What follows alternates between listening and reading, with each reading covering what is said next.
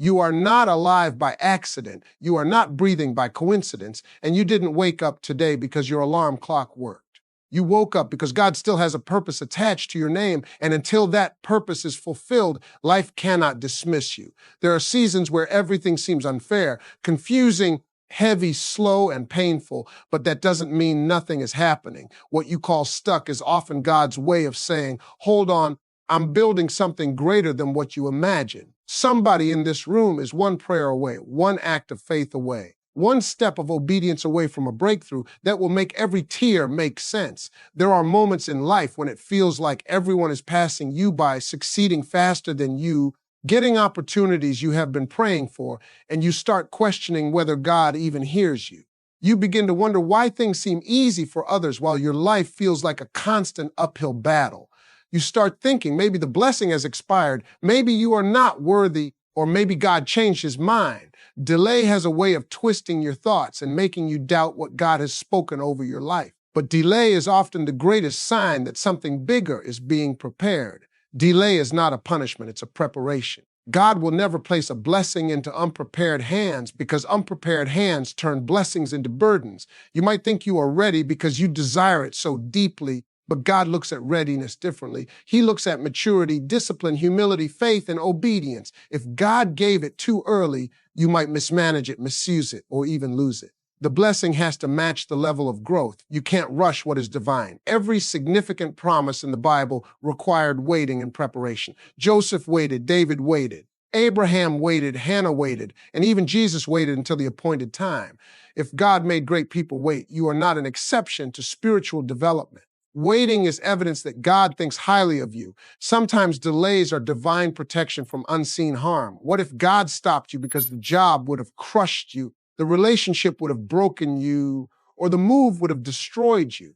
What if rejection was actually mercy in disguise? What if what you thought was late was actually right on schedule? You don't see what God sees. You might feel forgotten, but God never forgets his promises. If he spoke it, it would manifest. If he planted it, it will bloom. The same God who plans is the same God who delivers. Your life is not running late. It is running according to divine timing, and divine timing never fails. Every waiting season has a spiritual assignment. Waiting builds patience. Patience builds character, and character builds spiritual authority. Authority is what qualifies you for destiny. God cares more about who you are becoming than what you are receiving. The blessing means nothing if the person receiving it isn't transformed. So instead of saying, God, why haven't you done it? Shift your voice and say, God, make me ready. Because when God says now, nothing can stop it, delay it, or reverse it. Doubt will creep into your mind when life moves slowly, when prayers feel unanswered, and when expectations don't match results. Doubt sounds like logic, but it is spiritual poison dressed as common sense. It tells you, maybe it's not for you. Maybe it's too late. Maybe God changed his mind. And if you entertain it long enough, it becomes the loudest voice in your life. Faith must overpower doubt, not because it feels easy, but because faith is a weapon. Faith says, even if I don't see it, I will still believe. Faith says, even if I am tired, I will still trust. Faith doesn't require sight, it requires certainty. Certainty that God is too wise to fail and too faithful to lie. Faith only works when you speak life. Even when life feels like it's falling apart, you don't lose faith in storms. You lose it in your thoughts before the storm even begins. The battlefield is always the mind. If the enemy can convince you that God will not do it, he doesn't have to stop the blessing. He only has to stop your belief. Faith must be exercised daily.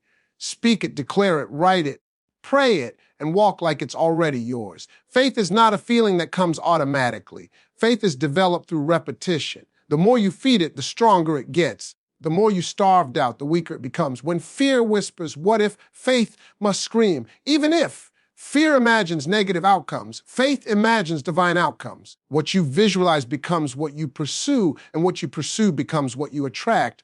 Speak victory until your mind aligns with heaven. Some blessings are released only when faith reaches maturity. God doesn't release miracles into the hands of those who believe temporarily. He releases miracles to those who believe consistently. Faith is not proven in comfort. Faith is proven in contradiction. You cannot pray like you trust God and speak like you doubt him. Your mouth must match your faith because heaven responds to belief, not panic. Sometimes God's greatest blessings come disguised as heartbreak, separation, or sudden disconnection. People you thought would stay forever may disappear without explanation. Situations you relied on may collapse without warning. Opportunities you trusted may fade unexpectedly. It feels like a loss, but sometimes loss is God's operating table. You don't see what God sees in private. God hears conversations you never heard, sees intentions you never noticed, and watches actions you were blind to. When He removes a person, it is because their presence would become poison at your next level. Some people are seasonal, not lifelong, and holding on to them delays your destiny. Separation is a sign of elevation. When God is preparing to take you higher, He reduces unnecessary baggage. The higher a plane ascends, the lighter it must travel. God will not allow you to carry emotional excess into a future meant for spiritual clarity.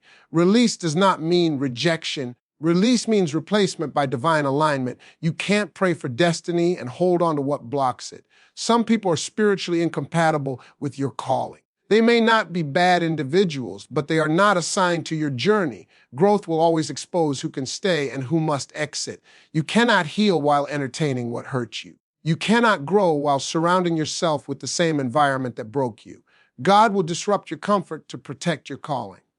Sometimes the exit that hurt you saved you. There are people you loved who were part of your prayer journey, but not part of your answered prayer destination. Loyalty should not override discernment. You cannot keep what God is removing. You cannot fight for what heaven is rejecting. Instead of asking, why did they leave? Start declaring, if they were meant to be part of my purpose, God would have kept them. Listen, because some of the battles you are fighting right now are not happening to destroy you. They are happening to develop you in ways comfort never could. There are things you would have never learned if life stayed easy, smooth, predictable, and peaceful, and as much as you may crave comfort, it would have kept you small, silent, soft, and unprepared for what life is really capable of demanding from you when it decides to shift. There are seasons where life pushes you into situations you never asked for, with pressures you don't feel ready for, and responsibilities you didn't think would land on your shoulders. But even in those moments, there is always a hidden training that only makes sense through experience, not explanation. Growth hardly ever announces itself at the beginning. It disguises itself inside confusion, discomfort, and resistance like a storm you didn't see coming. When you are in that storm, you start discovering things about yourself that you never noticed before, because struggle introduces you to parts of your character that comfort kept invisible. You begin to realize how strong you can be, how focused you can become, how disciplined you can grow, and how quickly your mindset shifts when pressure demands a better version of you than yesterday allowed. And when the struggle intensifies, that's when life forces you to observe instead of react, learn instead of panic, and adjust instead of complain. It becomes clear that every setback carries instructions, every disappointment carries clarity, and every delay carries direction, because nothing hits your understanding harder than the lessons life teaches through impact instead of theory. Struggles reveal who belongs in your life at certain levels and who only fits where you used to be, because elevation will never be shared with people who refuse to grow with you. Pressure exposes loyalty, maturity, faith, and intentionality faster than success ever will, and it shows you who is aligned with your journey and who just enjoyed your comfort. There are moments where the struggle feels repetitive, like life has placed you in the same cycle again, but sometimes repetition is not punishment. It's because you didn't extract the lesson the first time, the second time, or even the third time. Life will re-enroll you in the same emotional, mental, spiritual, or financial classroom until understanding becomes automatic behavior instead of temporary motivation.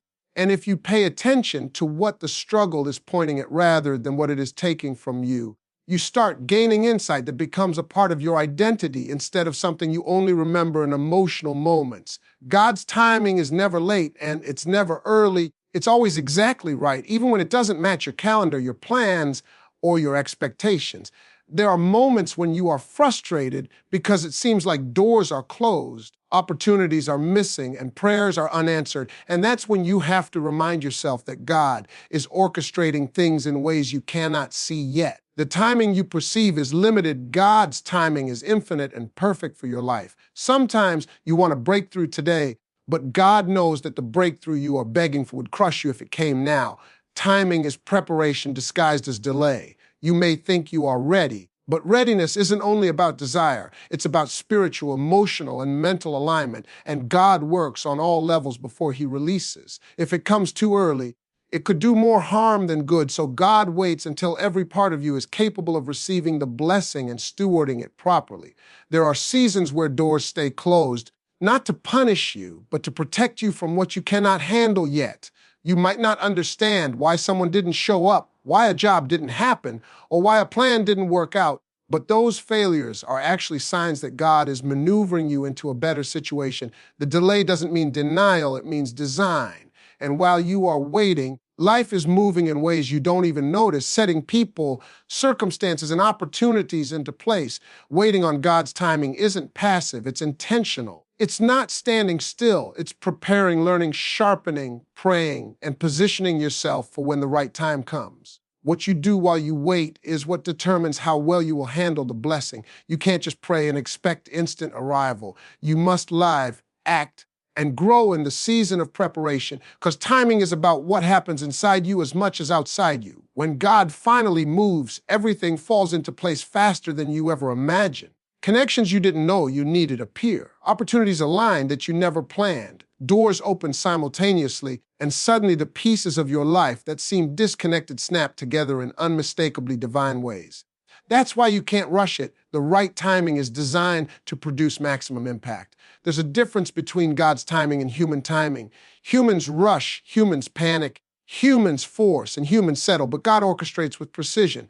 The right time often comes with peace, clarity, and confirmation, and it comes in a way that human effort could never replicate. If you force it, you bypass the purpose. If you wait, you walk into the fullness of the plan with the strength to sustain it. While waiting, you might see others moving ahead, getting opportunities, or living what you feel you should be living, and it's easy to compare, doubt, or question. But God's timing is not competitive, it's personal. What He has for you is unique and cannot be taken by someone else. And the same delay that feels frustrating is shaping the exact moment when your breakthrough will arrive, with everything and everyone exactly where it needs to be. Fear has a way of disguising itself as logic, and before you even realize it, it convinces you to stay stuck, to play small, and to settle for less than what God has called you to. The unknown feels unsafe, unpredictable, and uncomfortable, but the truth is life never guarantees comfort for growth, and God never asks you to step into your destiny without first walking through uncertainty.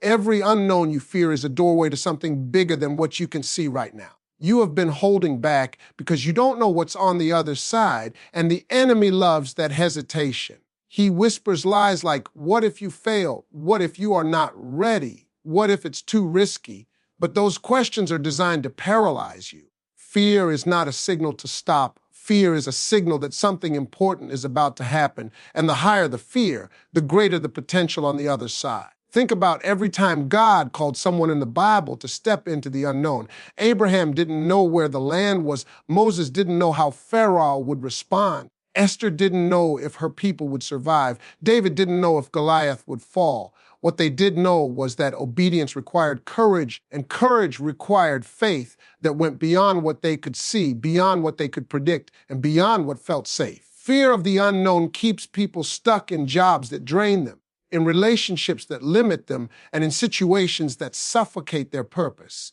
It keeps you repeating the same routines, saying the same prayers without action, and waiting for guarantees that God doesn't give. Destiny isn't delivered with guarantees. It's delivered with faith and movement, and the unknown is the training ground where faith becomes more than words. The unknown is where growth accelerates. You cannot discover new abilities, talents, or resilience while staying in familiar territory. The storms, the risks, the uncertainty, that's where your courage muscles develop. You start seeing how strong your mind is, how sharp your intuition is, and how much endurance you truly carry.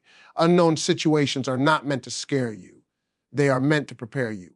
Every step into the unknown requires a mindset shift. You have to move from thinking about what you might lose to thinking about what you could gain. You have to stop asking, what if I fail? And start asking, what if I succeed? You have to replace doubt with curiosity, hesitation with action, and fear with faith. That mental shift changes everything because your thoughts dictate your next move. When you start walking into the unknown, you begin to attract alignment. Doors you never imagined start to open. People who were hidden in your life show up at the right time.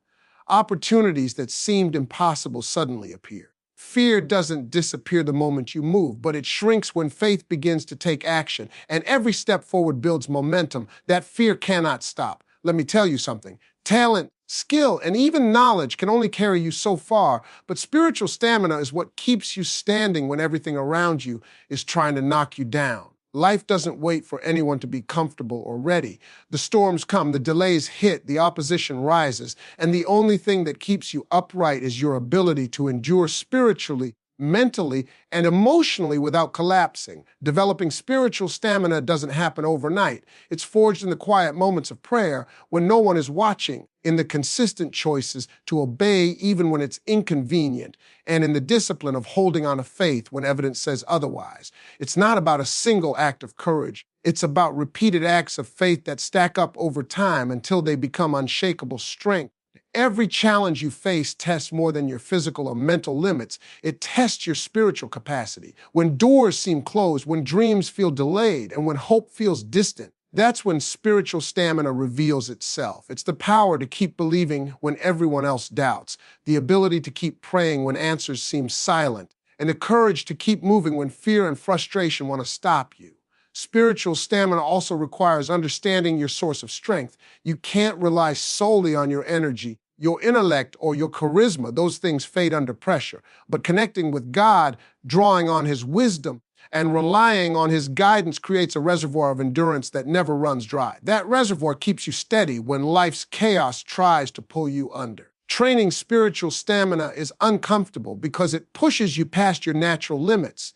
It demands patience when results aren't immediate, humility when pride wants control, and faith when doubt tries to creep in. But the discomfort is necessary. Every test, every delay, every season of uncertainty is like a treadmill for your spirit, building endurance for the battles that are ahead and the blessings that are coming. When your spiritual stamina grows, you start to notice the difference in how you respond. You handle setbacks with perspective, attacks with patience, and delays with perseverance. You stop being reactive to the chaos around you and begin to respond from a place of strength. That strength isn't arrogance. It's steady, unwavering, and rooted in faith that cannot be shaken by circumstances. Life is going to demand more from you than you think you can handle. Opportunities, responsibilities, trials, and blessings all require a spirit that doesn't give up, a faith that doesn't quit, an endurance that outlasts the hardest seasons. Spiritual stamina becomes the foundation for everything else in your life because without it, the storms will sweep you away. Comparing your journey to someone else is the fastest way to steal your peace and derail your progress. The truth is, you cannot see the battles behind someone else's success, the sacrifices they made, the struggles they endured, or the lessons they had to learn the hard way. What you see on the surface is only a fraction of the story, and if you measure yourself against it, you are setting yourself up for frustration, envy, and doubt. Comparison also makes you blind to your own growth. You get so busy looking at what others are doing that you forget to celebrate the progress you have already made. Every step you have taken, every lesson you have learned, and every challenge you have overcome are unique to your journey. Your story has its own timeline, its own purpose, and its own path. And the speed of someone else's journey does not dictate the value of yours. Social media has made this worse because everyone is presenting the highlight reel of their lives. You see the houses, the cars, the vacations, the promotions, and you wonder why your life isn't like that. But here's the thing. What you are not seeing are the nights of struggle, the moments of doubt, the prayers that went unanswered for months, and the mistakes that shaped their character. Compared to that incomplete picture, it is not only unfair to yourself, but it's also dangerous for your faith and your motivation. Comparison can also kill your creativity and your sense of calling. When you try to follow someone else's blueprint, you lose touch with the unique gifts, talents, and ideas God placed inside of you. Your purpose is personal, and no one else's success can replace the fulfillment that comes from walking in your own path. The moment you stop comparing, you start discovering what you are truly capable of and what God specifically designed for you. There's also a spiritual angle to this. Comparison is a form of doubt. It whispers, "You are not enough," or "Why aren't you there yet?" or "Someone else is doing better than you." But the truth is, God has a plan for your life that is distinct and it unfolds according to his wisdom, not the pace of anyone else. Trusting your own journey is a sign of faith and maturity, and comparison is a distraction from that faith. Comparison keeps you stuck in the past or constantly chasing what's ahead instead of living fully in your present. You miss the lessons in your own season because you are focused on someone else's. You miss the opportunities in front of you because you are worried about where someone else is. Freedom comes when you learn to run your own race, embrace your own journey, and measure success by your own growth instead of someone else's accomplishments. And once you start rejecting comparison, something powerful happens. You begin to notice your own wins. No matter how small, you begin to honor your own process, your own timing, and your own faith. You stop measuring and start moving. You stop doubting and start believing. And you start walking in a way that's authentic, intentional, and unstoppable. God doesn't give promotion before preparation. He doesn't hand you a blessing without first making sure you are ready to handle it. Every test, every challenge, every season of waiting is a way of stretching your faith, patience, and character. Promotion is not about speed. It's about readiness, and God uses tests to ensure that when the time comes, you don't crumble under the weight of the responsibility. Some of you have been praying for a breakthrough, for a new job, for a relationship, or for favor, and it feels like God is silent. That silence is not denial, it's training. It's like spiritual push-ups, strengthening your faith muscles so that when the blessing arrives, you are strong enough to carry it without falling apart. Testing is not punishment, it's preparation, and the intensity of the test often reflects the magnitude of the promotion ahead. Faith is revealed during the test. It's easy to trust God when everything is going your way, when doors are wide open, and life feels smooth.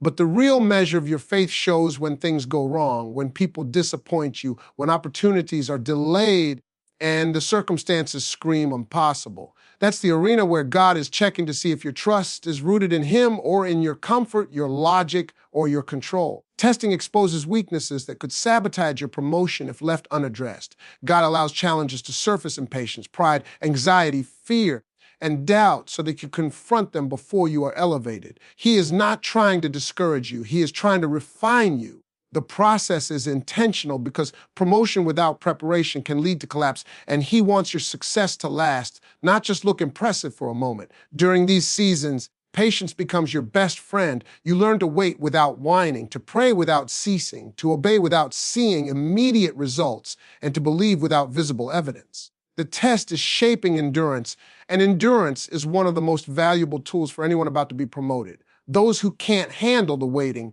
the questioning, and the pressure often miss the promotion altogether because readiness is spiritual, mental, and emotional. God's testing reveals your loyalty. It shows whether you are committed to Him when there is no reward in sight. It distinguishes between temporary enthusiasm and lasting devotion. Your faith is not measured by your blessings. It's measured by your response in the moments when blessings are withheld. Promotion only comes to those who prove that they will remain faithful even when circumstances suggest otherwise. And the beauty of it is that every test is purposeful. Every trial, every delay, and every season of uncertainty is designed to align you with the right people, the right opportunities, and the right timing. God is not random. He is strategic. And the promotion that follows the test is never accidental. It is deliberate, calibrated, and built to fit the preparation that has been unfolding. Listen, the very things that have shattered you, the moments that left you crying, the nights that felt too long, and the pain that seemed unbearable, those are the very things God can turn into a story of triumph. Brokenness is not the end. It's the raw material for testimony. Life doesn't always give you smooth paths, but it gives you experiences that, when surrendered to God, become powerful evidence of His power and grace. When you are broken, it forces you to confront your weaknesses, your dependencies, and your fears. You start seeing clearly where you cannot rely on your own strength. And that's when faith begins to grow in a way that comfort could never cultivate. God can take your cracks, your failures, and your disappointments and transform them into a platform for someone else to see hope, encouragement, and deliverance. Think about people in the Bible. Joseph was betrayed, abandoned, and imprisoned. Job lost everything. Paul was beaten and persecuted. Every single one of them went through seasons that would have crushed the average person. Yet God used their brokenness to inspire generations. Your story may not look like theirs, but the principle is the same. The broken places are exactly where God wants to reveal His glory. God can also use your brokenness to prepare you for greater impact. Every wound, every disappointment, every rejection shapes empathy, compassion, and insight. It gives you the ability to speak into the pain of others with authority and understanding. People listen to those who have been through the storm because they know the words are not theoretical. They are lived experiences, refined and empowered by God's hand. The power of brokenness is that it transforms perspective.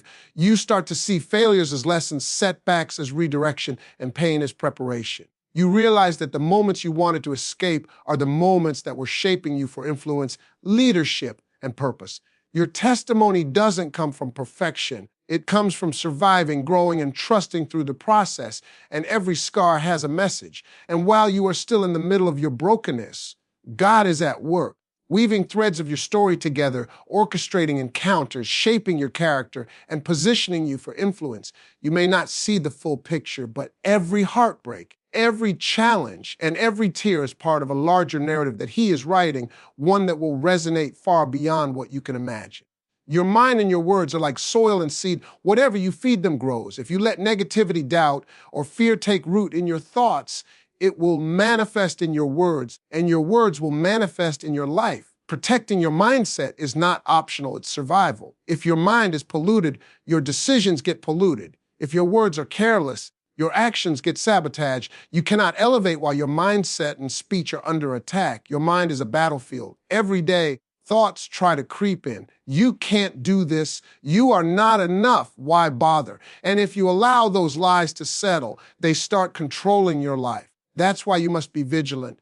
Guard your thoughts like treasure, because the way you think dictates the way you act. When your mind is sharp, disciplined, and aligned with faith, your steps will follow, even in chaos, even in confusion, even when life seems unfair. And your mouth, your mouth, it's powerful. The words you speak can build or destroy, attract or repel, bless or curse. Too many people talk about what they fear, what they don't have, and what's not working instead of speaking life, faith, and vision over their circumstances. What you say matters because it carries energy, intention, and power. Speak carefully, intentionally, and in alignment with what you believe and are striving for. Protecting your mindset also means controlling your environment. You cannot allow constant negativity, gossip, and toxic influence to infiltrate your thoughts. Who you listen to, who you follow, who you allow in your circle, all of that impacts what you believe is possible. Guard your ears, guard your eyes, guard your heart, because if your mind is weak, your mouth will follow, and if your mouth is careless, your life will reflect it. Every challenge you face will try to test your mindset and push you to speak out of fear, frustration, or anger. That's the moment that determines whether you grow or get stuck.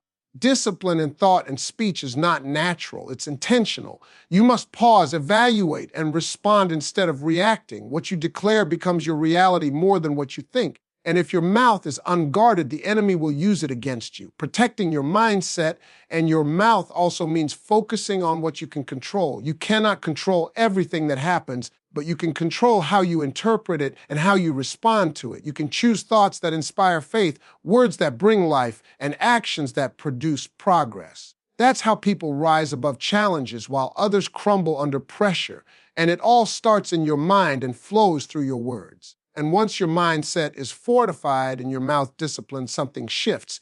You begin seeing opportunities where others see obstacles. You start speaking life when everyone else is complaining. You make decisions from clarity instead of confusion, and you attract people, situations, and breakthroughs that align with the level of focus and protection you have placed over your mind and speech. Some of the things you have been praying for, hoping for, and believing for are going to arrive in ways you didn't expect. They may feel like setbacks, delays, or even failures at first. You might look at your situation and say, this isn't what I wanted. This isn't what I asked for. But God works in ways that are higher than your understanding, and sometimes the blessing is disguised as disappointment so that you don't miss the lesson or the preparation that comes with it. You see, the moment things feel like they are going wrong is often the exact moment God is rearranging your life for what's next. Doors may close that you were counting on, opportunities may fall through, and people may let you down, but all of that is happening to make space for something far better.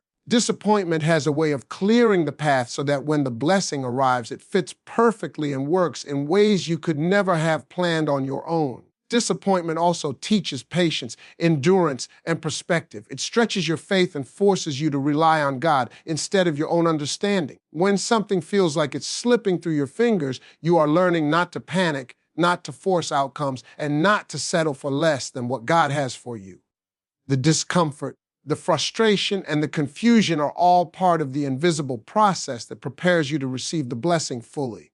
Sometimes what looks like rejection or failure is actually God redirecting you. He's taking you away from situations, people, and choices that could limit your potential. That door that slammed shut wasn't a loss, it was protection. The detours, the missed chances, the breakdowns, they are all part of the design. The blessing you thought was delayed may have already been on its way, but it had to be shaped by circumstances that seemed discouraging. Your perspective matters more than the situation itself. Two people can experience the same setback, and one will see it as a disaster while the other sees it as a setup. Disappointment is temporary, but the way you interpret it determines your next move. Faith doesn't ignore the difficulty, but it trusts that what you are experiencing now is part of the process, not the final destination, and that the unseen plan is working in your favor. Every blessing that comes after disappointment carries a weight and a wisdom that could not have been gained any other way. You learn to value the moment, the opportunity, and the people involved because you have walked through seasons that tested your character, sharpened your vision, and increased your resilience. What seems like a delay now is the quiet work behind the scenes, building magnitude, favor, and readiness for what's coming.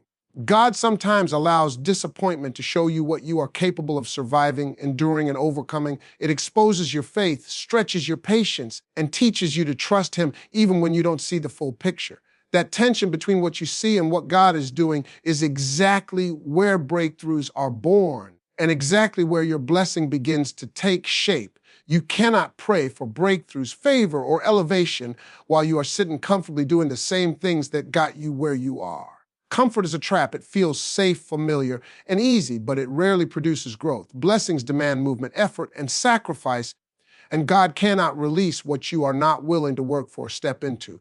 Too many people want results without the process. They want abundance without the struggle, recognition without the grind, and opportunity without preparation. But that's not how God works. He releases blessings to those who are willing to endure, to push past fear, to take risks, and to step out of the comfort zone that keeps them stagnant. Comfort and blessings rarely occupy the same space. Comfort lulls you into complacency. You get used to the predictable, the routine, the safe, and the easy, and before you know it, your prayers have become wishful thinking instead of catalysts for change. God wants you to be uncomfortable in pursuit of your calling because that discomfort produces focus, discipline, and faith that cannot be developed in a life of ease. Praying for blessings requires preparation on your part. God can give opportunity, resources, and connections, but He cannot make you ready for them if you are unwilling to grow. Comfort zones resist change. They resist risk. They resist endurance. To receive what God has prepared, you must be willing to step into situations that stretch you mentally, physically, emotionally, and spiritually. Living in comfort also blinds you to the reality of your potential. You start measuring yourself against where you are instead of where you could be. You settle for incremental gains when God has exponential plans. Blessings are often disguised as work, challenge, or even discomfort. And those who remain comfortable will often miss the very thing they prayed for because they are unwilling to leave their safe space.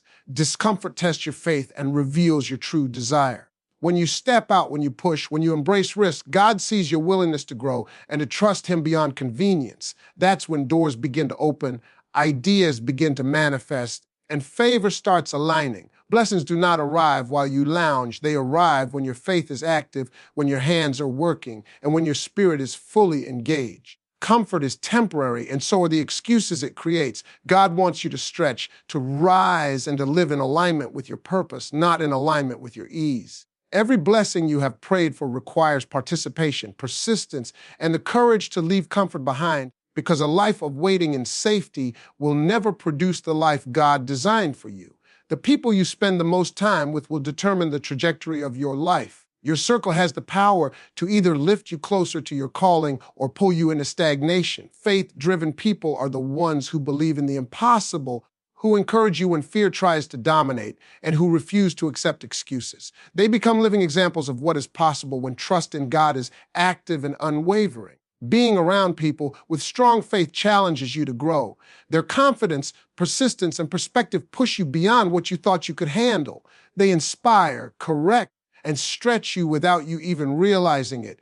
Faith-driven people speak life into your dreams, remind you of your potential, and give you courage to keep moving when circumstances scream stop. Faith-driven people also hold you accountable.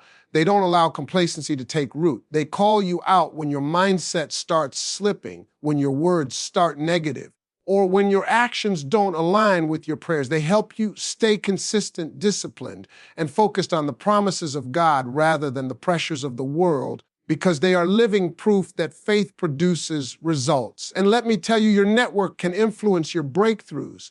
People who pray, believe, and act on their faith create energy, momentum, and alignment that attract opportunities. When you surround yourself with them, you begin to absorb that mindset, that energy, and that expectancy. Their victories remind you that yours are possible too, and their journey becomes a mirror and a roadmap for your own. Faith-driven people also teach you resilience. They've faced storms, setbacks, and trials, and have chosen to trust God through it all. Being around them shows you that disappointment is not defeat, delay is not denial, and failure is not final. You start learning the language of perseverance, endurance, and trust in action, and it transforms the way you respond to challenges in your own life. Your circle shapes your vision. Faith-driven people dream big, think strategically, and believe beyond limitations. They help you see possibilities that you might have dismissed, push you to expand your goals, and encourage you to take steps toward your calling that you wouldn't have considered alone. You start thinking bigger, praying bolder, and stepping into your purpose with greater confidence. Isolation is dangerous, and negative influence is deadly for your faith. The wrong people will plant doubt, distraction, and fear in your mind. But the right people will ignite passion, fuel your faith, and remind you that God is greater than any obstacle. Surrounding yourself with faith-driven individuals doesn't just improve your life, it accelerates your journey, shapes your character, and strengthens your ability to move boldly in the direction God has planned. Gratitude is not just for the good days or the moments when everything makes sense. True faith is expressed when you choose to be thankful even when life is confusing, chaotic, and unpredictable. Being thankful in those moments doesn't mean you understand everything. It means you trust God's plan even when your vision is limited. That's the kind of gratitude that moves mountains. When confusion hits, the natural reaction is panic, doubt, or frustration. But being thankful changes the energy inside of you. It shifts your focus from what's missing, what's broken, and what's uncertain to what is still present, what is still possible, and what God has already done. Gratitude acts like a lens, and through that lens, confusion starts to lose some of its power, and your faith begins to rise. Thankfulness in confusion is also a discipline. It requires intentionality because your emotions will want to pull you into despair, fear, or anger. Every time you choose to thank God despite not understanding, you are training your mind to focus on His goodness rather than your circumstances. You are building a spiritual muscle that strengthens your faith and resilience for the seasons ahead. Being thankful while confused also opens your eyes to hidden lessons. Confusion often carries insight you cannot see at first glance. Gratitude helps you recognize that even in chaos, something meaningful is being formed. It trains you to look for opportunities within the uncertainty and to trust that every twist, turn, and delay is part of a larger design that you will understand in time. When you express gratitude in the middle of confusion, you also inspire hope in yourself and others. Your attitude becomes contagious.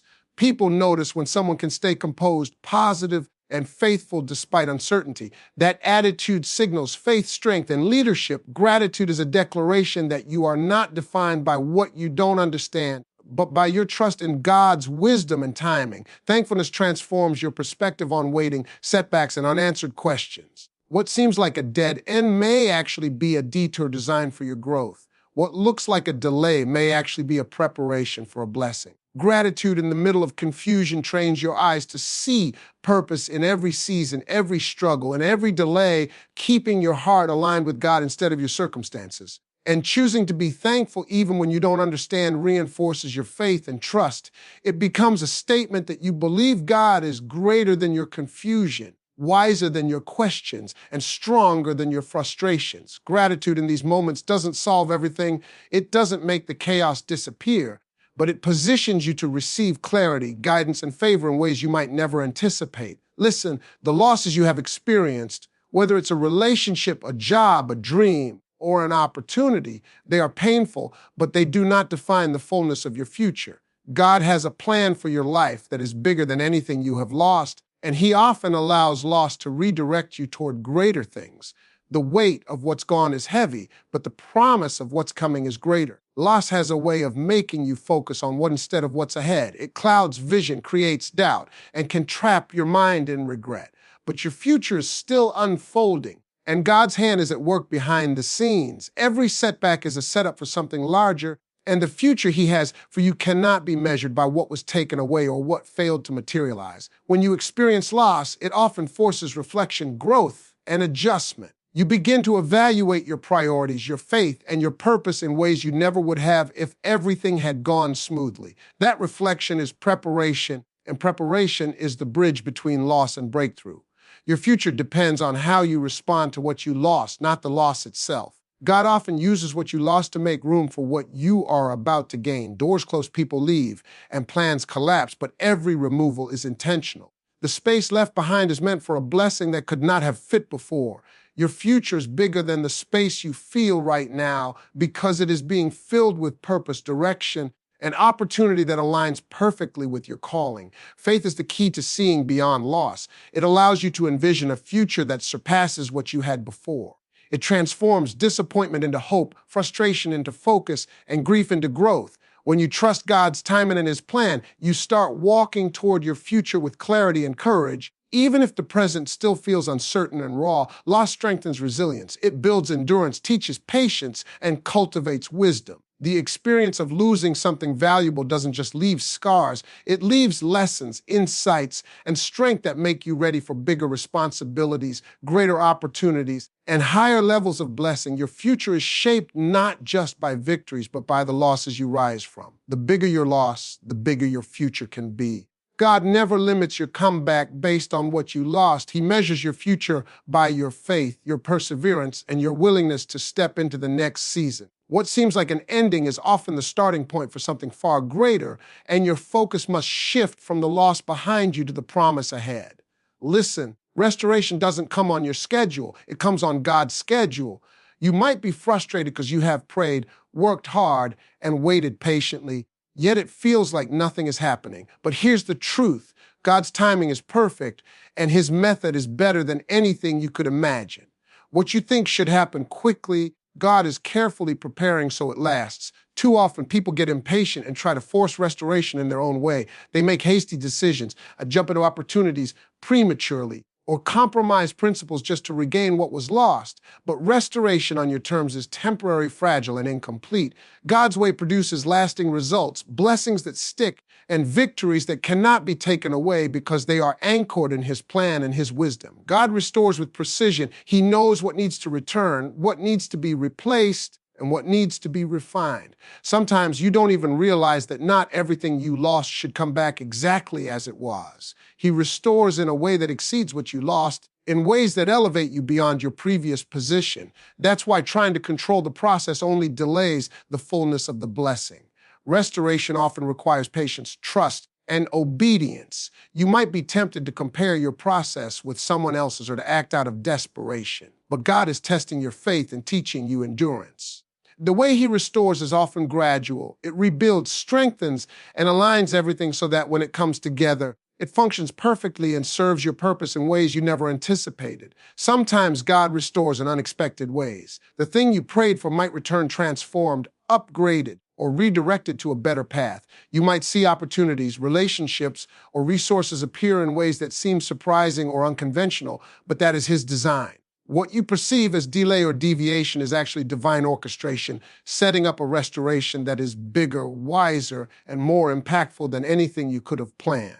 Faith is crucial in this season. You cannot see the full picture, but you must believe that God is actively working behind the scenes. Doubt, worry, or impatience only clouds your vision and slows your progress. When you trust Him fully, you walk confidently through uncertainty, knowing that everything lost will be returned, renewed, and multiplied, but in His perfect way. The beauty of God's restoration is that it is complete. He doesn't just restore partially or superficially. He restores with purpose, intention, and perfection, what comes back is stronger, better, and positioned for impact. But it will never come according to your impatience, your timing, or your understanding. It comes according to His wisdom, His love, and His perfect plan. The moment you feel like prayer isn't working is exactly when it matters most. It's easy to pray when things are going your way, when doors are opening, and life seems aligned. But real faith shows up in the middle of the silence, in the middle of delays, and in the moments when nothing seems to change. That's when persistence in prayer separates the ordinary from the extraordinary.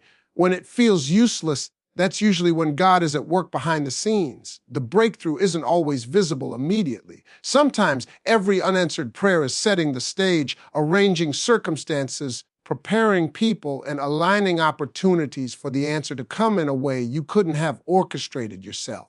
Prayer is the engine that keeps the process moving even when your eyes can't see it. Many people quit praying too soon because they let their emotions dictate their actions. They assume silence means denial, delays mean abandonment, setbacks mean rejection. But faith is not based on feelings. It is based on trust in God's character, His wisdom, and His timing. Keeping your prayers alive in the midst of frustration is a declaration that your trust is greater than your circumstance.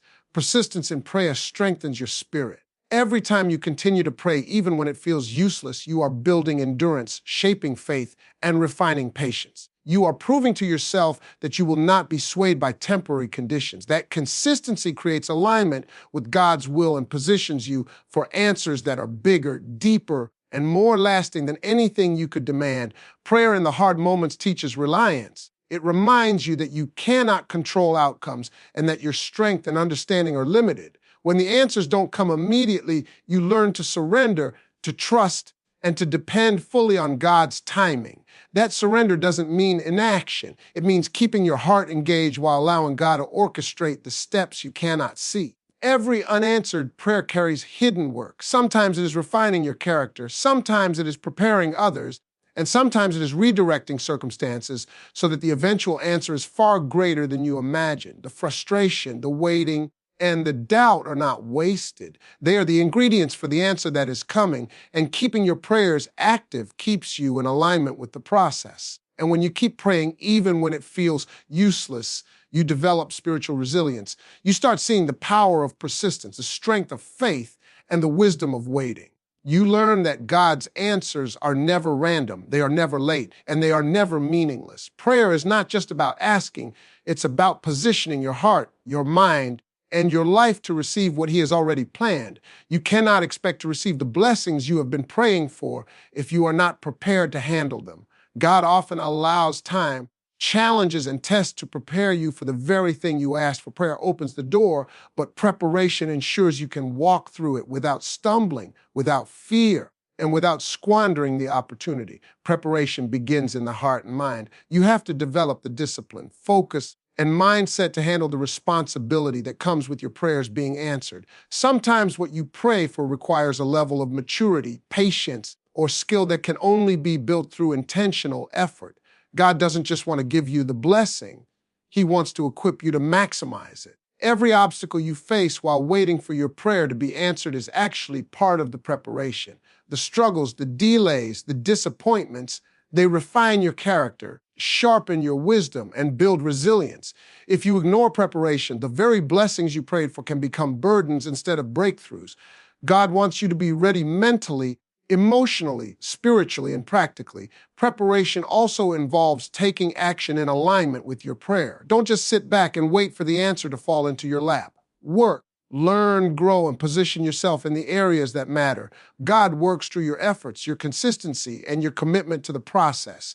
The blessing comes, but He often waits until you have proven you can steward it effectively. Patience is a key part of preparation. Waiting is not inactivity, it's training.